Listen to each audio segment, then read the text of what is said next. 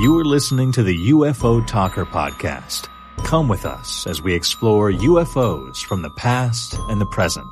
With insightful discussions, interviews, and reviews, we will add our voice to the mysteries that have been seen in our skies and oceans for all of human history.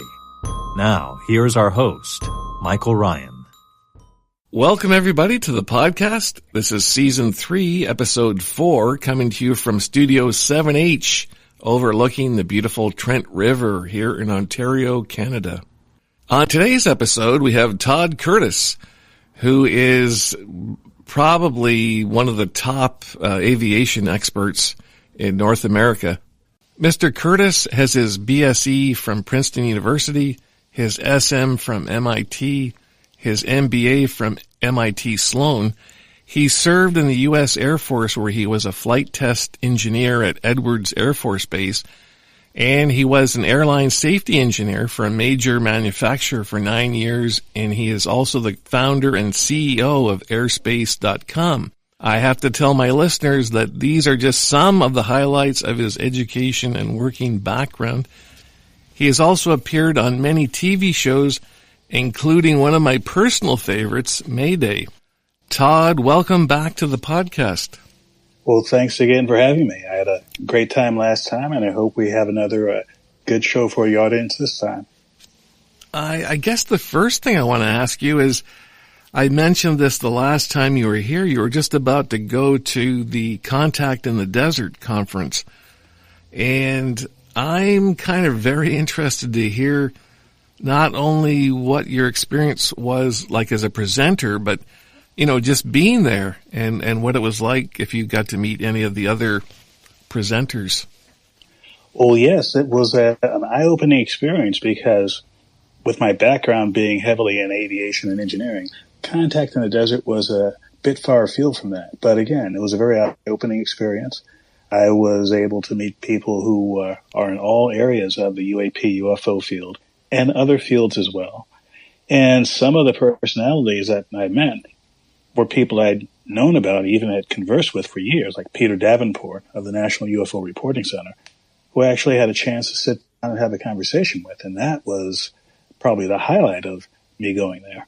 So I thought it was a very good experience for me, and I hope that I shared some insights that would give people a few ideas, which has been my goal for many years. And in your presentation, you proposed a definition for UAP, and it included 5 categories. Can you walk us through what those categories are that would define UAPs? Well, certainly. The reason I came up with this was because in the U.S., in the last few years, especially since 2021, when it became a very high-profile subject within the defense and intelligence community, there were definitions, working definitions, in the military and in the intelligence community about what a UAP is and what a UAP isn't. And while those definitions were very good for their purposes, civil aviation is a different situation altogether, in that although there is a concern for national security issues, the bigger concern is for aviation safety as a whole. That's safety on the ground, safety in the cockpit, safety in the air traffic control office, at all levels of aviation. So I looked at this not as, are we going to gather information relevant to the military, but rather, how can we gather information relevant to the civil aviation community? And one of the obvious things is, very often in civil aviation, there's simply not the tools for looking for things in the sky or under the water that you have in the military.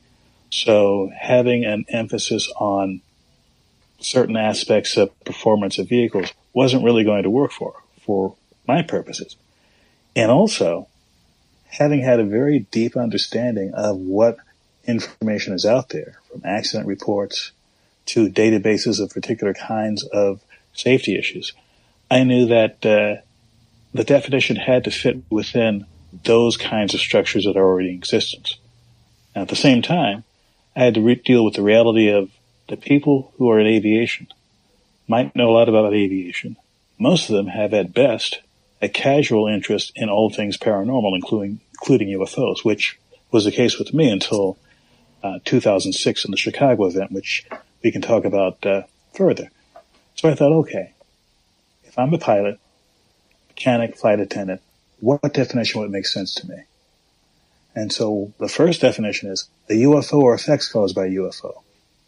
Don't have to explain what a UFO is. It's so common in the culture that if you see something that looks like a flying saucer with, antenna on it, that's a UFO. No further explanation. Second definition is an aerospace vehicle behaving in unusual or unexpected ways.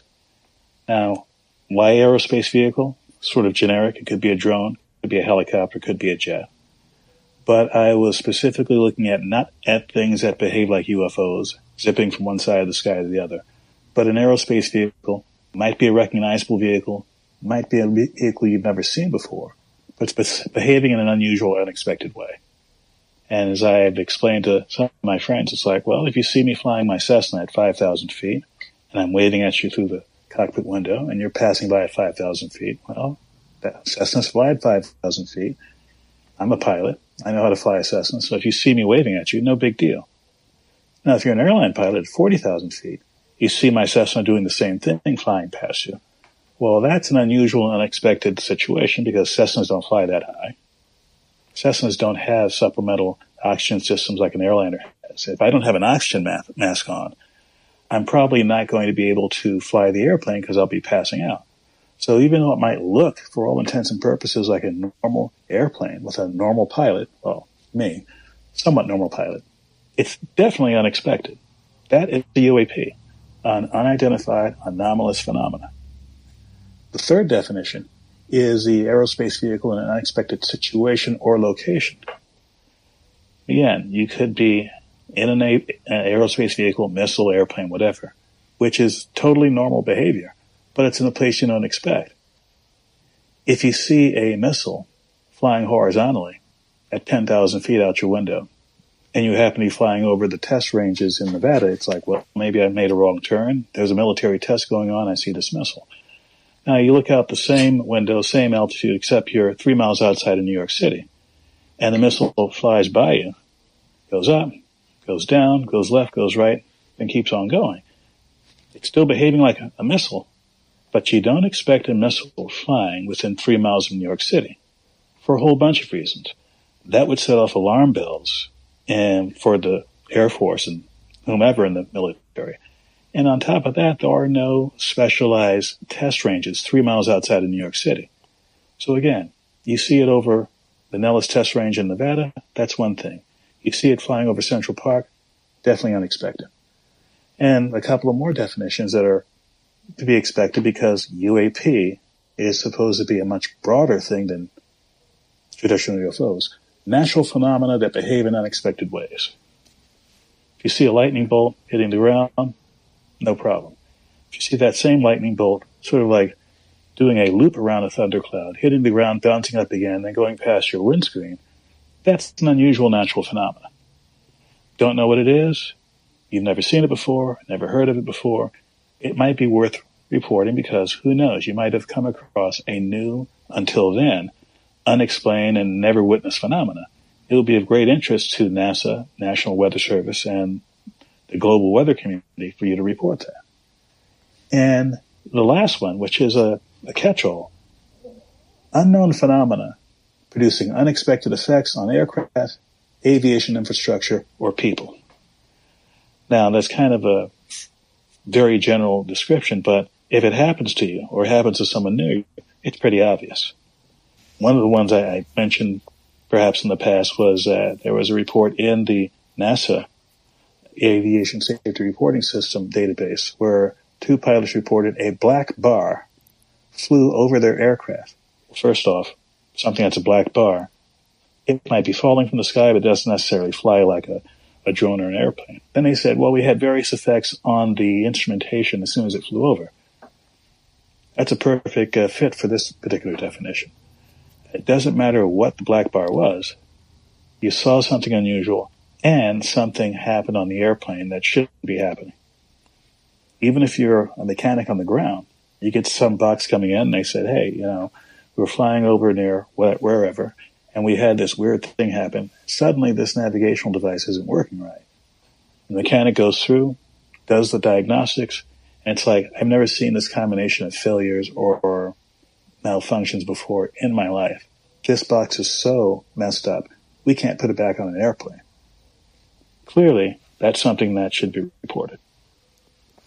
I guess the focus, the main focus of what we'll be talking today about is drones, because they are playing a major role in the UFOs. And is it a UFO? Is it a drone? That kind of thing.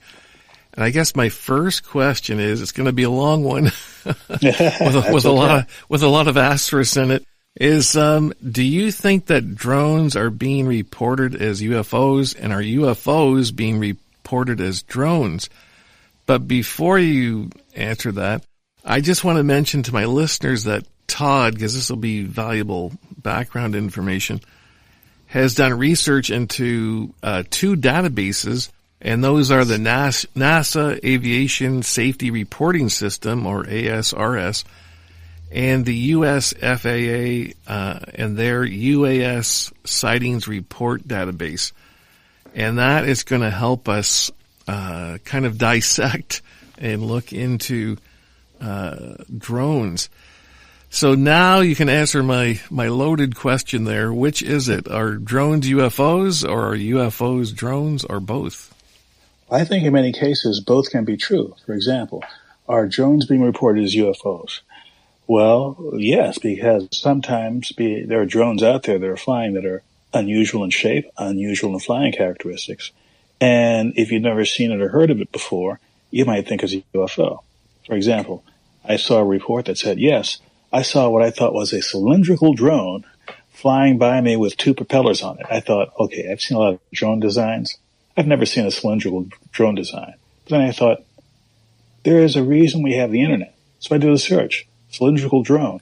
Sure enough, there was a company that had a drone. It was like a vertical cylinder with 2 propellers on it. And it said, oh yes, it can do this, and that.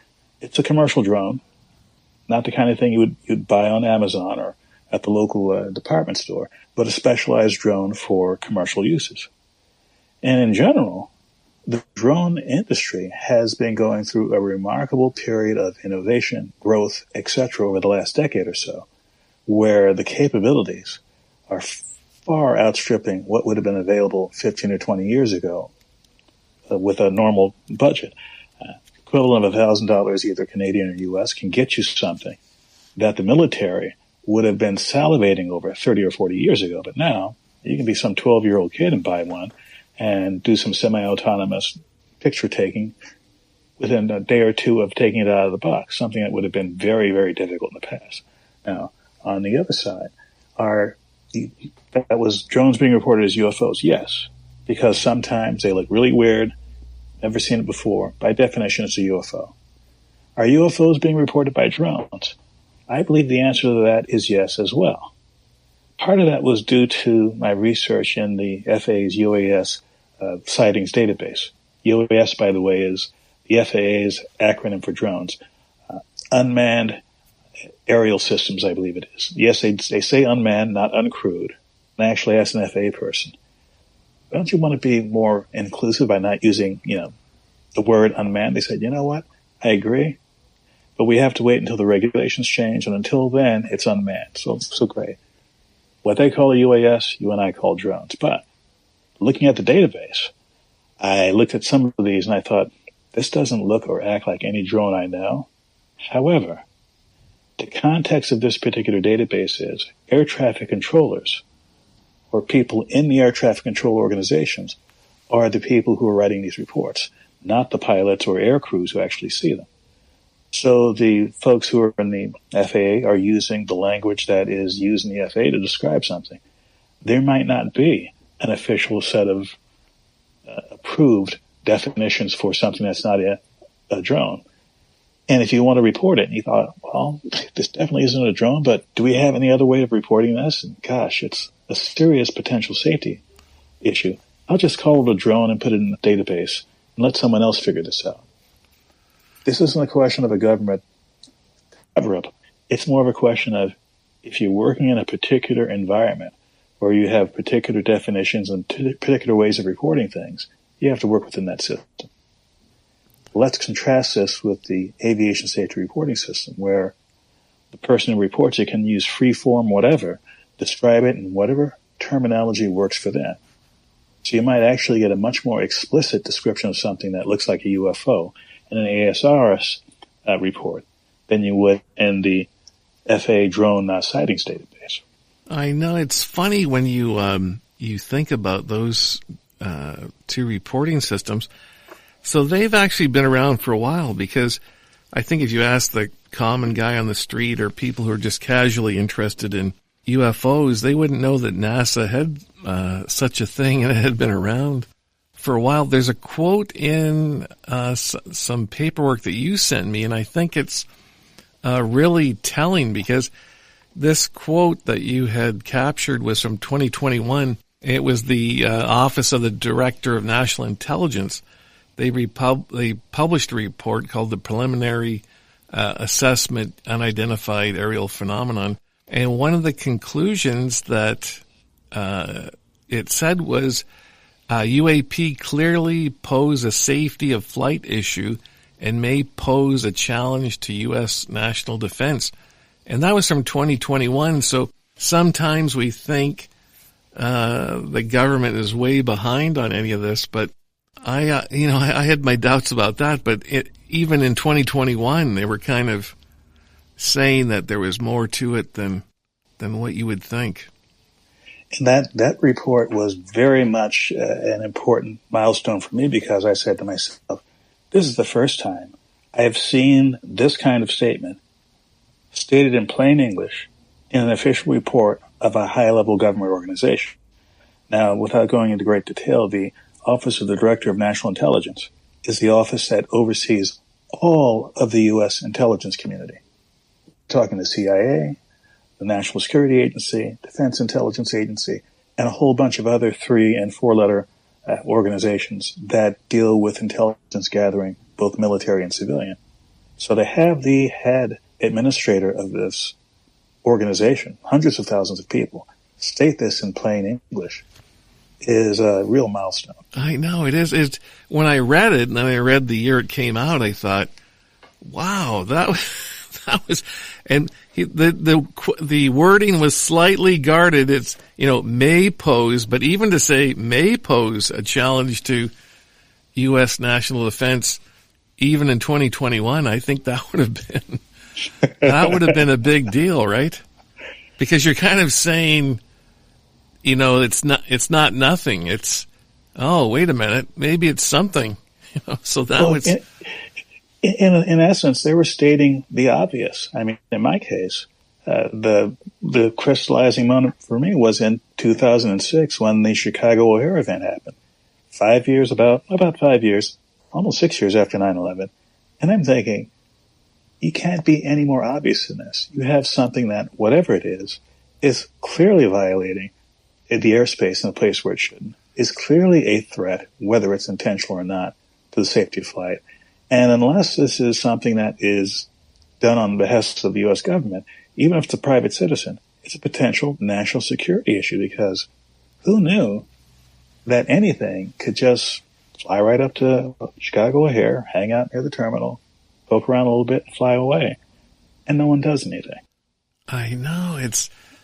Now I'm going from memory, so I'm asking my listeners not to jump all over me if I don't get this exactly right. But General Mark Kelly, he had a statement, that wasn't that long ago, I'm going to say in the last 3 or 4 years, where drones were swarming 2 different military posts in the United States. I don't know can't remember if they're bases or weapons testing facilities.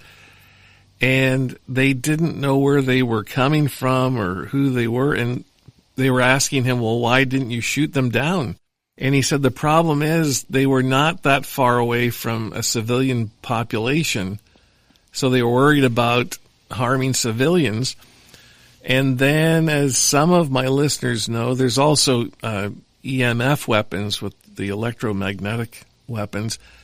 And that can definitely down a drone, but it can definitely down a lot of other things like the internet in that area or cars and things like that.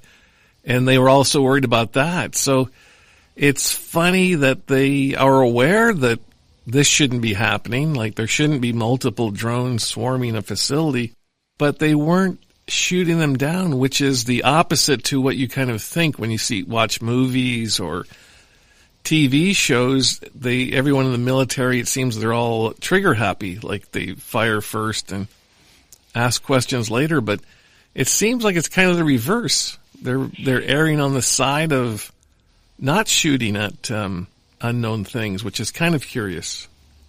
Well, speaking as a former member of the U.S. Air Force, where I was never in any active combat situation, but I was trained to use light weaponry, the general rule of thumb is there are rules of engagement. If you're on the battlefield, there are certain things you can shoot at or certain things you can attack in certain circumstances, other things you can't. In a civilian situation where you have, let's say, a base somewhere in the United States, you have a security force on every base, whether it's airport security police, Marines on naval installations and such. And if someone or something is definitely attacking the base, someone's trying to ram a car through the front gate, yes, they'll shoot at them, and as you would in a regular situation if these were police and someone were attacking a government building. Now, it gets very tricky when you're talking about drones flying over a military organization. You might say, yes, they're in violation. Yes, there's several of them. No, they shouldn't be here. Are they attacking anyone? Is there any weaponry that we can see being pointed at us or weaponry that has been fired in our direction? If that's the case, then we'll take whatever tools we have, from anti-aircraft missiles to a rock, and try and take this out. Otherwise, it makes sense that they would not pull the trigger. And it's not a high-level decision in the sense of the colonel or the general on that base will say, well, should we shoot this or not? It's up to the person out in the field. They have to make a decision. And whether it's a security police officer or someone else who just happens to be in another job, but they see something happening, what are you going to do? And so I'm not surprised that nothing happened in those situations. There, in the two databases that we're talking about, you had several examples that you've taken from those. There's 3 good examples from there, and I wonder if you could mention those 3 cases. Well, certainly. The background on this is I happen to teach a course at Vaughan College in New York City on drone technology, and I've taught it for several different semesters. In this past semester, I decided to add a unit talking about the whole issue of UAP because it's in the news. There was a big congressional discussion about a year and a half ago, another one in early November of 2024, where this is in the forefront. So I thought, well, it would be useful for my students to understand in general what this is all about. And I gave them a very brief overview of what a UAP is, a short history of how it became an issue within the United States government. And I gave 6 examples from those 2 databases I discussed earlier, the Aviation Safety Reporting System and the FAA UAS Sightings database. And one of the cases, an F-15 was maneuvering at 17,000 feet, reported a silver UAS traveling eastbound at 70 knots, 1,000 feet below the aircraft. That's not remarkable in the sense of drones do fly that high. They do travel sometimes in airways where aircraft are. But what struck me was this is an F-18. This was also located over the Atlantic Ocean, 50 nautical miles east of Kill Devil Hills, North Carolina. For you aviation history buffs, that's the area where the Wright brothers did their first flight in 1903.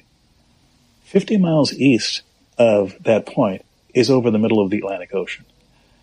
If there was a ship or something that had launched this drone, the F-18 probably had the wherewithal to figure out where it came from.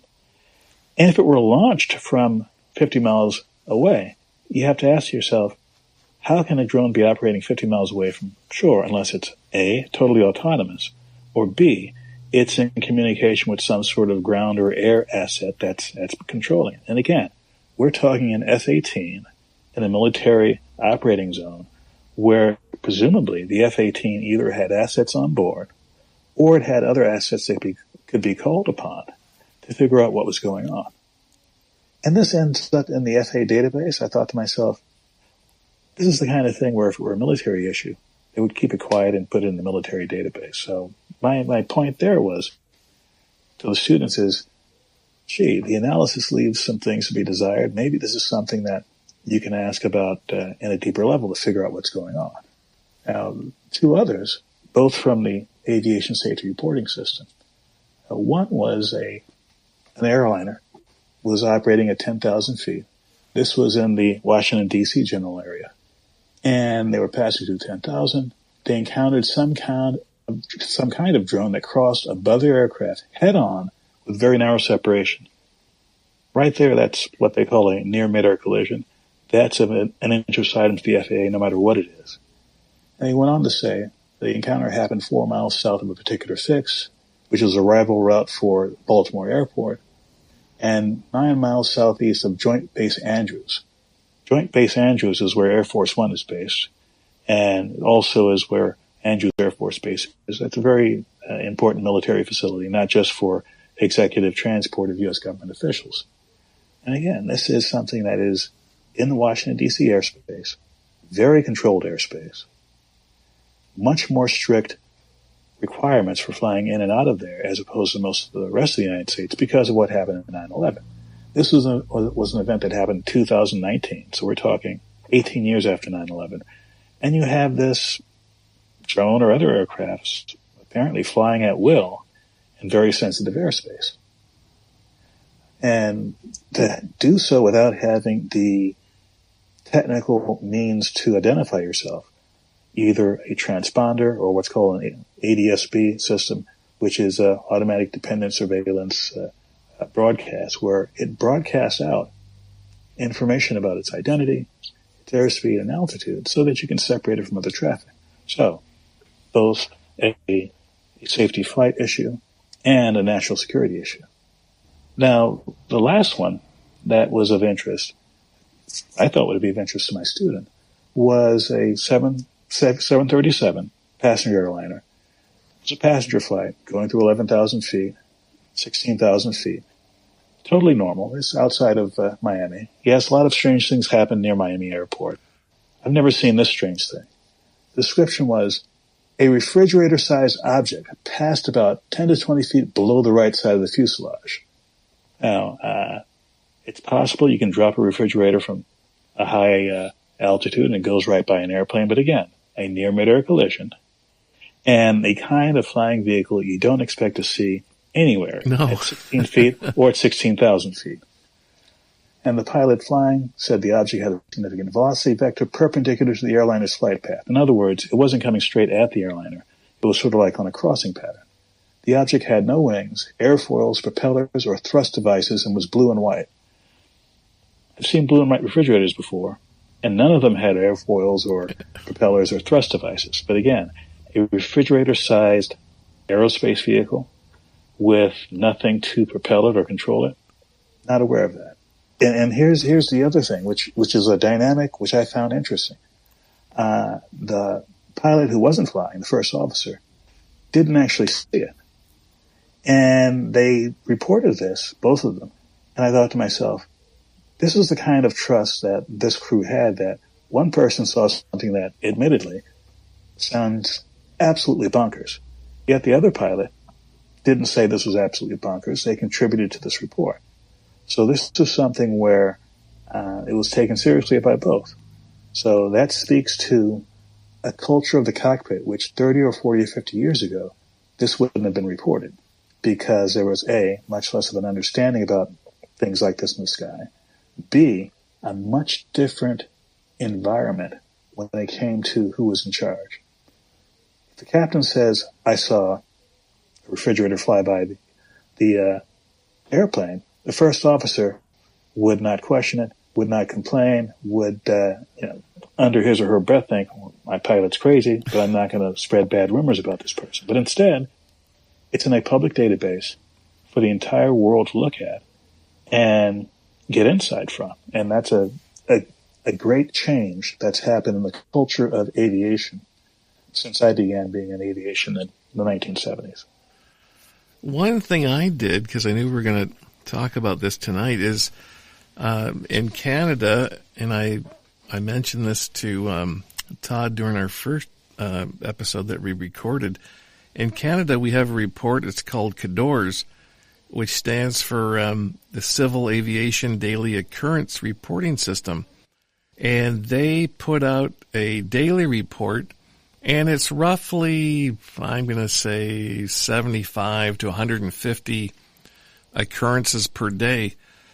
Now, because of my podcast, I get this sent to me on a daily basis, and my wife calls me crazy, but I actually look through every report. So if there's 150, I actually look through them. I don't read every single one of them, but I'm skimming them to look for UFOs or something unusual.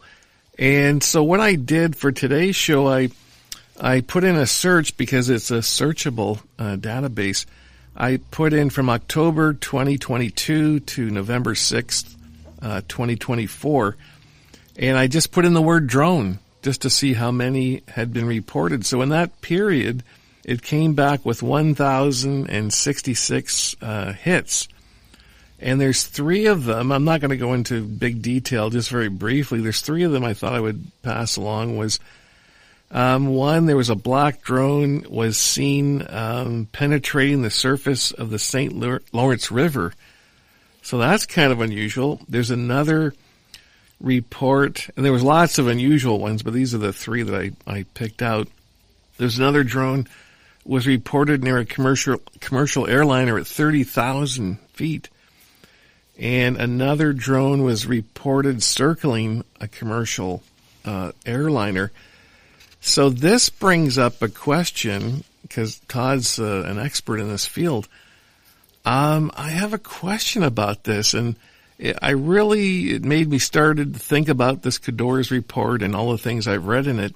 And I know from reading all these reports, boy, does it take a long time to go through a week's worth, that sometimes these commercial airplanes report that they encounter turbulence from another commercial aircraft in front of them. And I don't mean 100 feet in front of them, like it's whatever the safe distance is.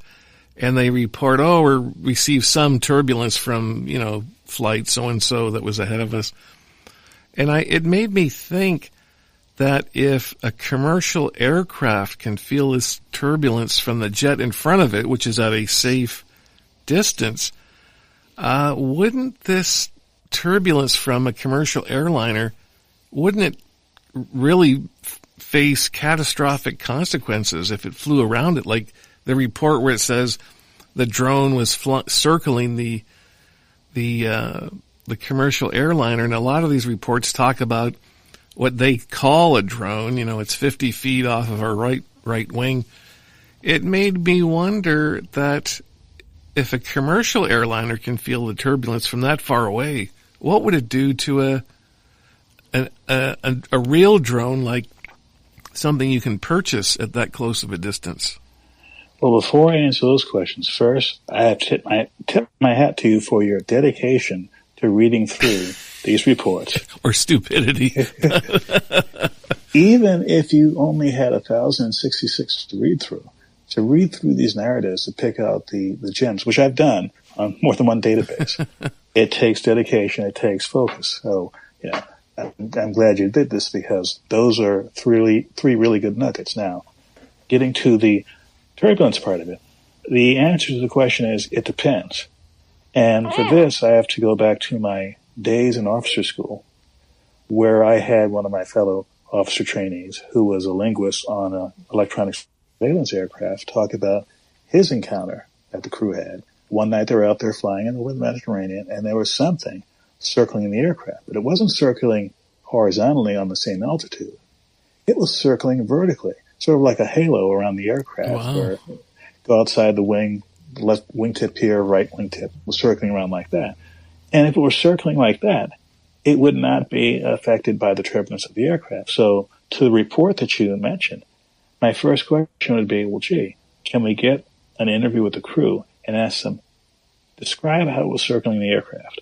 If it was circling where it was 50 meters behind the exhaust area of the engines and it was not perturbed at all, that would be significant. If it was acting like the one reported by my officer school classmate, not so surprising.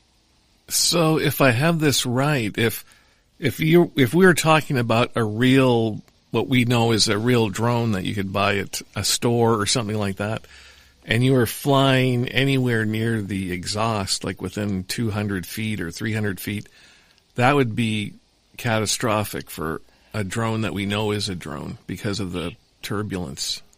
Either the thrust from the engine, or even further back, if you have the wake turbulence, as it's called, which is produced by various surfaces in the aircraft, especially coming off the wings and the wingtips, you can be miles behind an aircraft and be affected by wake turbulence to the point that you might lose control of the aircraft.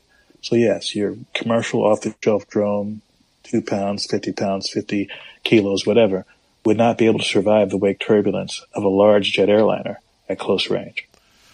Yeah, and really, you can learn something by reading these reports, because as I mentioned, I was really surprised that other commercial airliners could feel the effects of the jet in front of them, which is at a safe distance, like it's not, a collision moment, like they're just saying, such and such a flight ahead of us, we were having difficulty with the turbulence. So even what you've mentioned about the turbulence just coming off the wings, I was not really aware of that would make much of a difference. But if there's a big difference in the size of the aircraft, yes. There was a case that happened near where I used to live in Seattle. There was a 747 coming in for a landing at Boeing Field, which is right near downtown Seattle. They have 2 runways, a very long runway for the big jets and a much smaller runway for your Cessnas and Pipers and such. And it happened that the 747 and the Cessna were coming in at the same time. The 747 was slightly above the Cessna, passes by, and much like if you look at the contrails way up in the sky, you see solid, skinny contrail right behind the jet when it first comes away from the jet. But as you go further back in the past, it's more fluffy and dispersed and not as distinct. Sort of the same thing with wake turbulence. Right behind the airplane, it might be extremely strong. Half mile behind the airplane might be considerably weaker. But if you're much smaller than a 747, considerably weaker can still knock you out of the sky. And this particular Cessna lost control. The instructor pilot was able to pull the airplane out of a dive. And this is near the port area in Seattle. And there are a bunch of cranes about, 60, 80 meters tall. The instructor pulled the airplane out of the dive below the height of the crane. So if the airplane had been a few meters one way or the other, they might have been pulling out in front of a crane. Wow. That would have been a very bad day for those 2. Another thing I want to ask you, it's similar to what we've been talking about, but I am always fascinated by it, is a lot of as we're talking about, you're reading a lot more of drones being seen by pilots. And so a lot of these are drones that people have bought at stores. And I'm not exactly sure of the capability. I've done some research, and I've actually gone on to drone sites on Facebook and posed questions to the amateur drone pilots. And I was surprised with what they were answering me, so in Canada, you cannot fly a drone higher than 400 feet from the surface. But I was surprised that all of these drones can fly much, much higher and can be much, much further away from the operator. To your knowledge, what are some of the distances that are not legally done, but can be done if you modify your drone that you buy from a store that you know of? Well, it will be up to whatever modifications are done, especially if there are drones not bought from a manufacturer. They might actually have some software restrictions built in, but one that's built, basically a home-built drone, that would have way greater capabilities than even your high-level, get it from the department store kind of drone. Yes, they can fly thousands of feet high. Yes, they can fly for miles. Some of them can be programmed to operate autonomously in that you take it off, go to a certain altitude. The flight plan is you're going to fly so many kilometers here, turn left, and come back to base. And others, even the simplest drones, many of them have a return to home function. That is, if you fly so far away from your controller that it loses contact with the controller, it automatically goes to a particular altitude, flies straight back to its launching point, and lands itself. So yes, if you want to be say a rude and inconsiderate drone pilot, you can do something like, gee, how far and how fast and how high can I fly this drone just for the heck of it? Let me see what happens. And sometimes it happens that you put it in the way of another aircraft, or you make some other violation that, if you're found out by law enforcement or various authorities, it could lead to some trouble. One thing we should mention is doing what you've just said, like flying above legal limits and modifying and all that. It's extremely dangerous, because another thing I always see in the Cador's report is bird strikes, which I was surprised happens way more often than you would think. And if one of these drones got ingested into an engine, they could actually cripple the plane or even bring it down. So it's extremely dangerous to do anything like that. And it's even more dangerous for the very smallest of aircraft. For example, your airliner aircraft actually have very specific regulations with respect to being resistant to a drone strike. For example, the windscreen in front of the pilots have to withstand, at least when I was at a major manufacturer in Seattle, had to withstand the strike of a 4-pound bird at 250 knots. It's a pretty significant strike. Whereas a Cessna that I fly, there's absolutely no restriction whatsoever. So you can have a 4 or even a 2-pound bird go through the windscreen at 100 knots. It'll go right through that windscreen and take out the pilot. Yes. Which has happened more than once. And a drone, a 2-pound drone, would act like a 2-pound bird. If that drone hits my windscreen at my cruising speed, I'm going to have a very bad day. And then also for people interested in UFOs or UAPs, it's really muddied the waters, because, 40 years ago, there wasn't drones that we know of. And so if a pilot saw something unusual, you couldn't call it a drone. That was more or less something that was unknown. But now you can see things, commercial pilots can see things. And, what was it? Was it a drone bought from a store, or something more bizarre that we only can have conjecture about? So it's kind of really muddied the waters for researchers. Well, it absolutely has. And like I was saying before about the cylindrical drone, when I first read that report, I thought, this is a UAP. And I thought, wait a minute, let me see if these actually exist. It was like 5 seconds to do the research. And for a lot of reports of UAP, it's a question of knowledge and research. For example, Starlink satellites, when they launch, you might have 20, 30, 40 satellites in a row coming across the sky.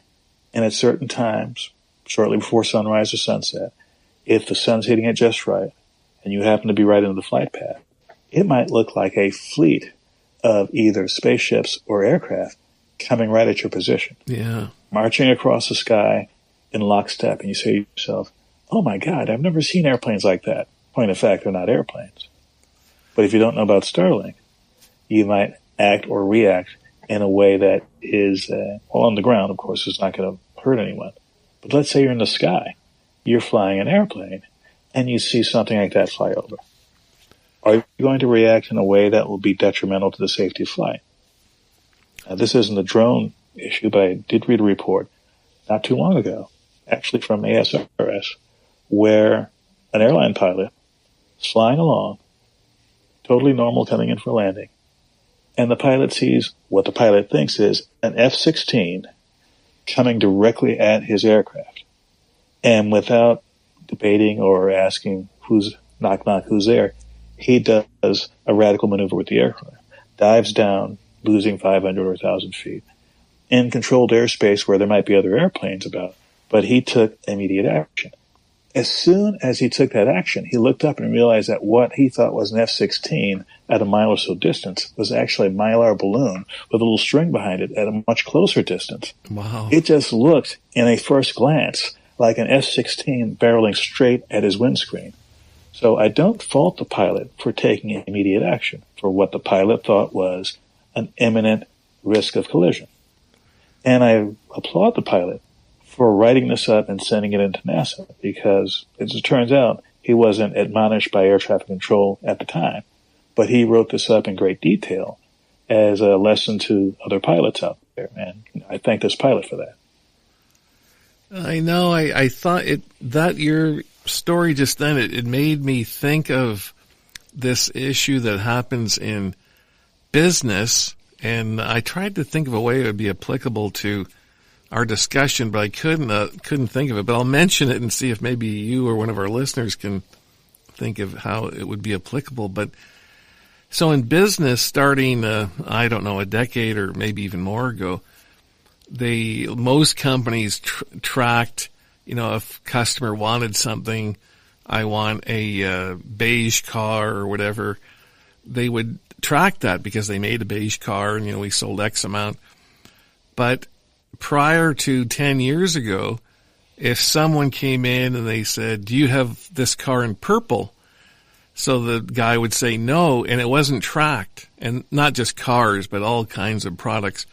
It wasn't tracked, but a lot of companies have started tracking that. So what it points out is, we made these 7 colors, but it turns out this 8th color was 50% more popular than all the colors we made. Now I thought, I wonder if there's a way for pilots to do this where it's kind of asking the question about what didn't happen. You know what I mean? Like, did anything unusual happen on your flight? I know in the military they must have something like that, but I don't know if they have this in commercial aviation or if it would just be more unwanted bureaucracy if you had to fill out, did anything unusual happen beyond normal? And that would capture things like what we're discussing, UFOs or strange weather phenomenon or... Some things are actually captured on a regular basis by airlines. Make a longer story short, the big data world that we're in right now, starting 25, 30 years ago, you had major airlines starting to have systems where they would take data, not your black box data, but flight data off of each individual flight, feed them into a database, and start coming up with patterns of what are the situations where certain things happen that cost us time or money. For example, are there certain circumstances where we're going to have a missed approach much more likely than in other circumstances? To the point that, and I remember a conversation with a major airline in the United Kingdom, the chief analyst sat me down and said, we can use this data to figure out which of the 10 pilots are costing us the most money. We can go through them right now and say, look, we'll give you $1 million to retire. And it would save the company money if we could do that. That's not quite what I meant, but... Now, some things are considered important and tracked, but much like with a lot of aviation safety issues, if something is not recognized as important or recognized as potentially hazardous or recognized as potentially putting the aircraft, the crew, or our company in a position we don't want to be in, it's not going to be tracked. And until that recognition happens, it could be due to accidents and incidents. It could be to a general understanding in society that certain things are an issue. For example, what we're talking about today, UAP. Then there might be a movement to say, look, how can we not as an individual company or an individual flight crew, how can we as an industry start moving slowly, because the aviation industry moves slowly because it's so big, slowly to a point where this issue, this potential issue, is less of an issue because we recognize it, we name it, we categorize it, we track it, we analyze it, we come up with rules, regulations, and procedures that mitigate the risk.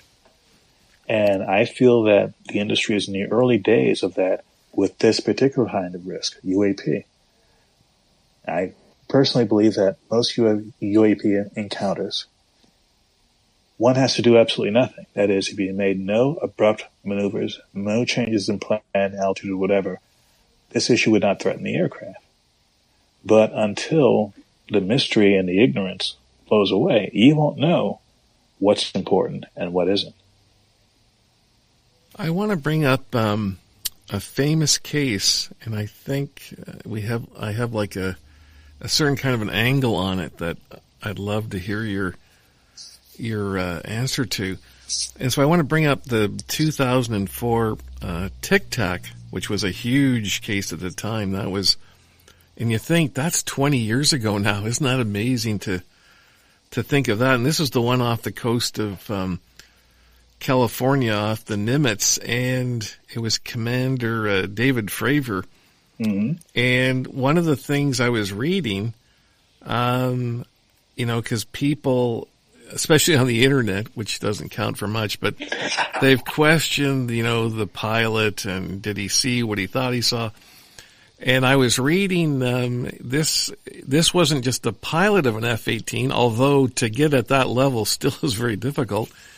He was the commander. So yeah, they don't just hand those out to the next person coming through the door.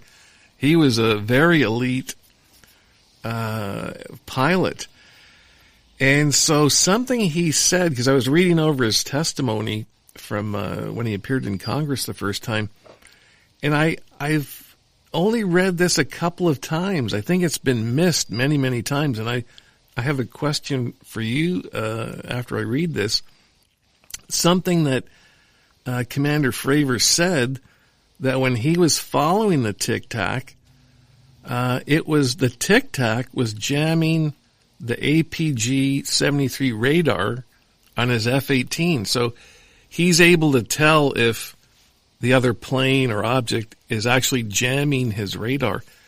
And he said it was jamming the radar, which that implies a lot more to the story, right?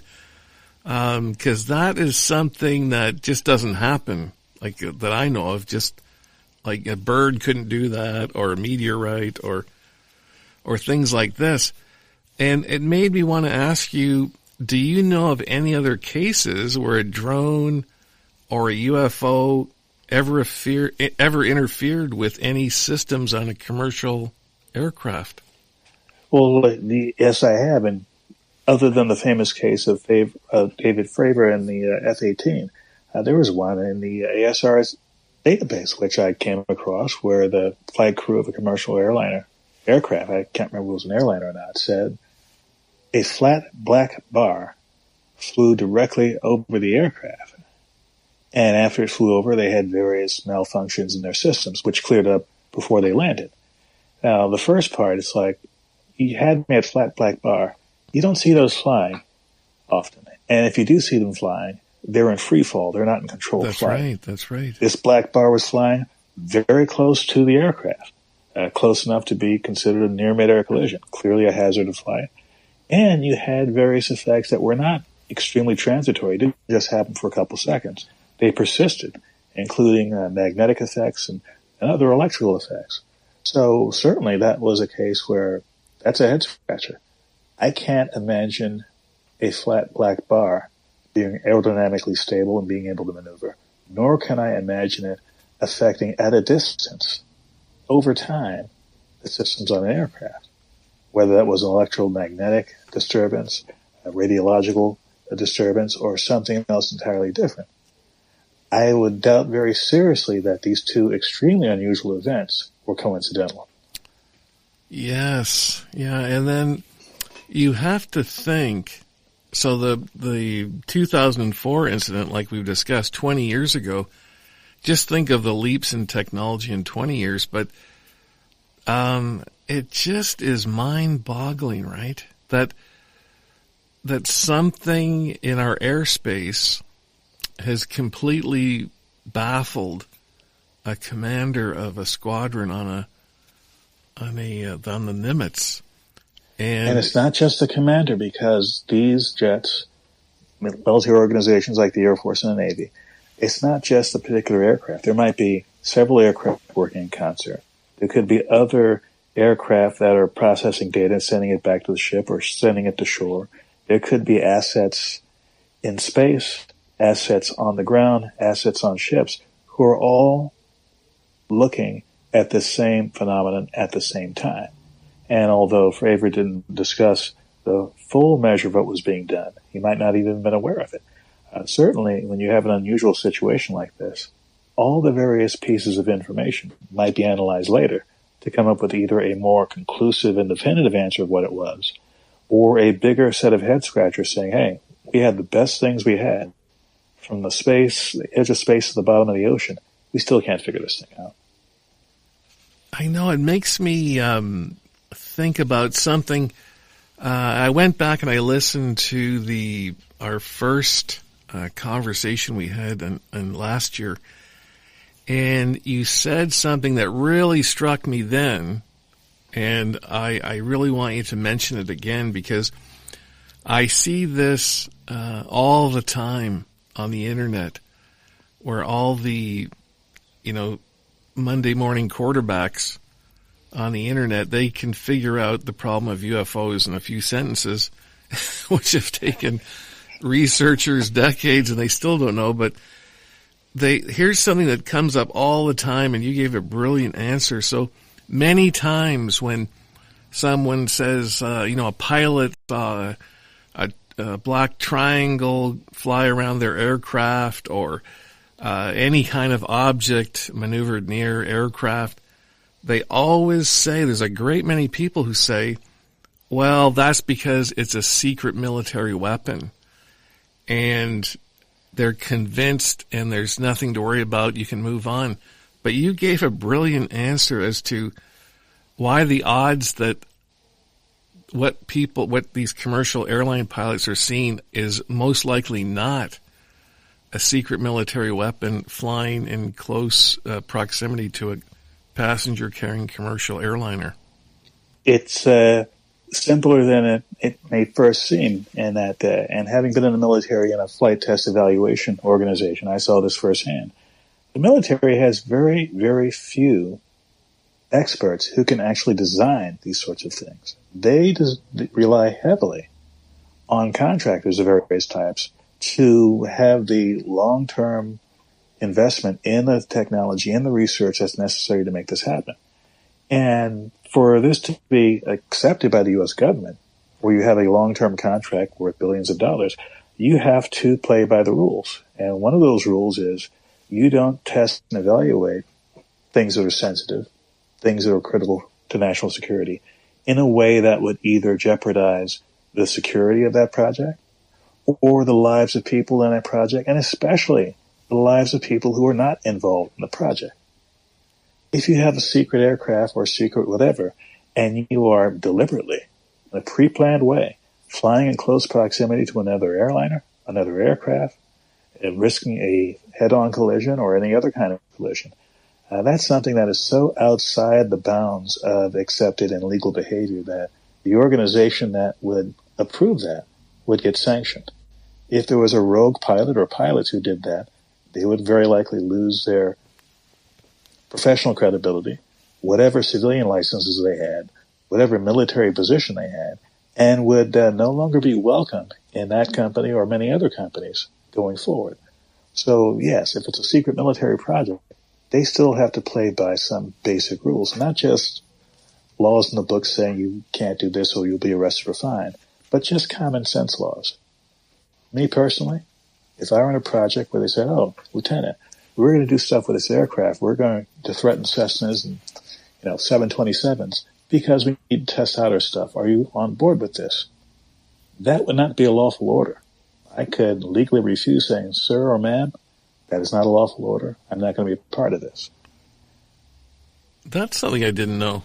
I didn't know that if you're in the military, you can refuse something that is an illegal order. I thought you just had to obey orders. The tradition in the U.S. military and most Western militaries is one where there are laws, not laws of the country, but military protocol when it comes to how one is supposed to act and behave. For example, killing a civilian accidentally because of collateral damage or the bomb went astray, even though you plan to the nth degree not to make that happen, that's not going to get you court-martialed or arrested. The people whose families were killed might think differently, but your organization would not look on you badly if, by accident, property got destroyed and people got hurt. But if you go out and say, you know what, I'm mad because my buddy got killed by people in that village, we're just going to go in there and just shoot up the town. That's completely outside the bounds of military tradition. And anyone who gives an order saying, hey, I'm the captain, you're the sergeant, we're shooting up this town together, the sergeant can very legally say, no, sir, or ma'am, I'm not going to do that. That is not a lawful order. I am obligated to follow lawful orders only. I want to change gears slightly here, and I would love to get your opinion on the congressional hearing that happened last Wednesday. And what are your thoughts if you've had a chance to listen to all or part of it? I listened to it with great interest, and looking at my very narrow parochial interest, as I discussed before and today in this interview, I've looked at the ASRS database as a very important potential tool for understanding what's going on. And several of the witnesses did mention the ASRS in this way, and I'm all for it. At the same time, their comments sort of implied to me that maybe they haven't scratched beyond the surface of the ASRS. One of the witnesses, I can't remember the gentleman who said this, said, oh, yes, if we use this, we could have hundreds of thousands of UAP reports in the database. Well, theoretically, you could. But having looked at the database, or at least the online version of it, it's been around since the 1970s. They've had up to 2 million reports submitted. Not all 2 million reports get into the database because it has to pass through a vetting process. Also, if several people report on essentially the same thing, it'll be consolidated into probably just one report.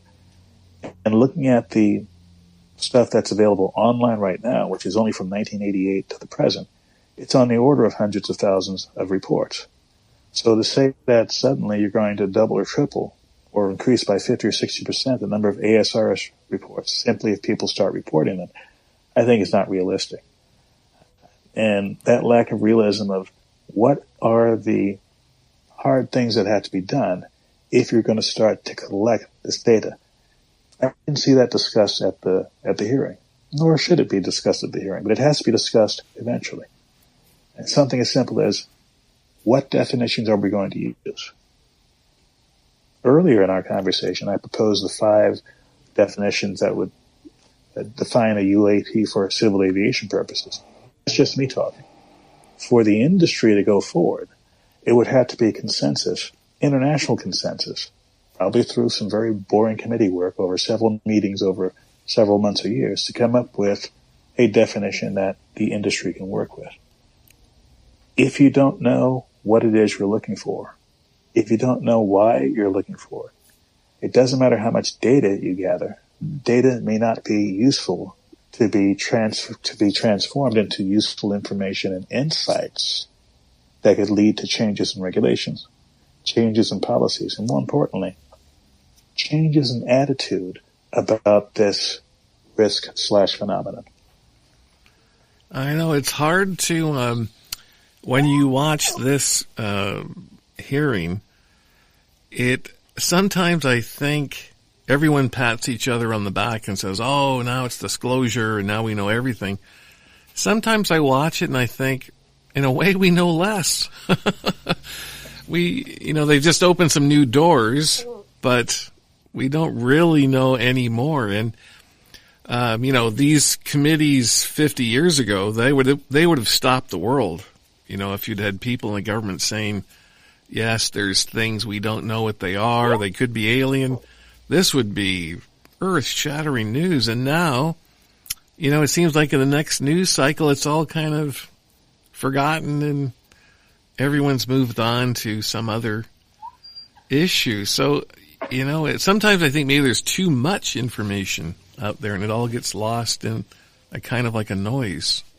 This is in general, sort of the issue with how do you move the needle when it comes to societies doing something. In the days when you had a handful of national and international media concerns, and there was humongous amounts of efforts by individuals and organizations to get their message, be it a television show or a political ad, out there to the people. Fast forward to now. 10-year-olds have in their pocket the ability to become a mini multinational with respect to broadcasting. So if you're going to have an effect, you have to come at it in a much different way than before. There's one thing when we were corresponding recently, and it got me kind of excited in something new that you're doing, and I want to ask you about your course at the Vaughn College of Aeronautics and Technology. And this is a remote course, and I wonder if you could tell us who can do this. Does it cost money? What's happening? Tell us all about it, because it sounds very exciting. Well, Vaughn College is a aviation-oriented college in New York City, literally within sight of LaGuardia Airport. You can look out the window and see the approach lights from one of the runways. And they train a lot of folks in aviation and aviation technology-related fields, 2- and 4-year degrees. Some of the folks are becoming pilots, and they're taking courses toward that end, including courses like mine. Other folks want to be electronics people or air traffic controllers. And they draw primarily from the local community. Folks who, for the most part, either don't want to or are unable to go to a traditional 4-year college, but they want to have a stepping stone into an aviation career. And this is like a fantastic opportunity for a lot of folks who otherwise this would be a dream that's out of reach. And my part in it is, hey, what can I share in aviation safety that can help these students get on a path to a professional career? And one of the things I've done is with this drone course is incorporate what I've done in aviation safety, how to understand a problem, how to deal with a situation, how to go beyond just the regulations and the technology, because aviation is that and a whole lot more. And in this particular course, one of the week's subjects is the whole world of UAP, which has been, the last 3 years, of course, has gained a whole lot more prominence. But my goal was to try and put this in the context of aviation safety and aviation regulation as it's been developed over the last few years. And by using these two databases, the ASRS database from NASA and the FAA Drone Sightings UAS Sightings database, I'm trying to say to them, look, these are the tools that are existing right now to understand this. Here are some examples from these tools where we can develop insights into understanding what the situation is, what threats or opportunities are in this situation, that this situation presents, and how to go about it in a way that's acceptable and would keep your colleagues open to hearing more about it.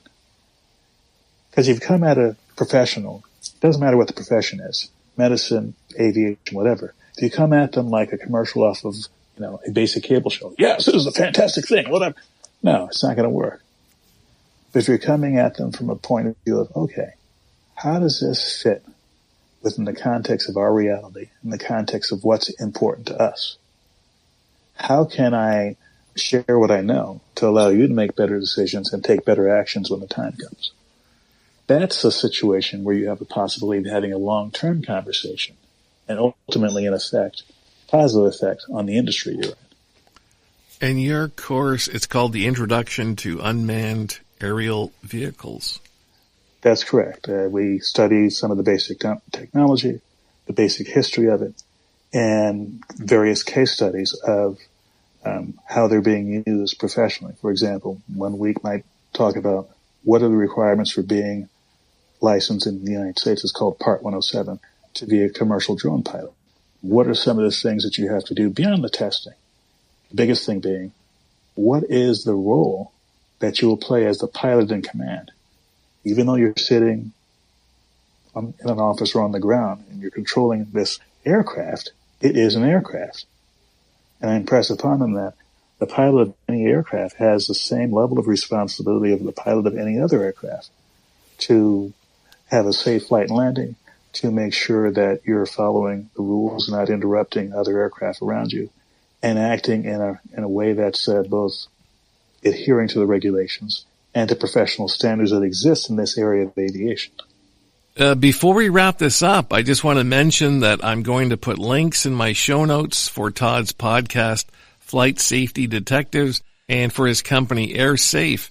And Todd, I just want to thank you. Like last year, you are so interesting. What you say is so important. So much great information. Thank you for being on the podcast again. And thank you for giving me the opportunity to be on your platform. It's a rare opportunity I have to talk at length about this subject, and I'm glad I had this opportunity today. Here are the Canadian Civil Aviation anomalies for the week of November 11th through November 15th, 2024. On November 12th, Aviation Incident Report 18855. A Canadair with an en route stop at Gambo Pond was on a training flight and dumped a full load of water scooped from Gambo Pond onto the shore approximately 50 meters from where a worker was clearing brush. The individual was sprayed with water, a lot of water. Also on November 12th, Aviation Incident Report 18870. At 15:25 Zulu time, a Seneca College Beach was flying from Peterborough, Ontario, with an en route stop at Niagara-on-the-Lake Airport. When they were about 6 nautical miles from runway 27, the pilot indicated that they sighted a drone at about 1,000 feet off their right wing and at their altitude, which was about 2,400 feet above sea level. The drone was about 1 foot wide and had a shiny silver appearance. No evasive maneuvers were conducted. On November 15th, an Air Canada Rouge Airbus flying from Quintana Roo, Mexico to Toronto, Ontario on final approach for runway 24L and descending through 4,000 feet, reported encountering a wake when approximately 4.5 nautical miles behind Air Canada Boeing ACA 417. There was no impact on operations, and all flights proceeded to their destinations without further incident. Well, that's our podcast for this week. Please share, subscribe, and do everything you can to help spread the word about UFO Talker. And until next time, this is Michael Ryan. Keep watching the skies. You have been listening to the UFO Talker. If you have any questions or comments on this episode, you can email us at UFOTalker@bell.net or visit our website at UFOTalker.ca.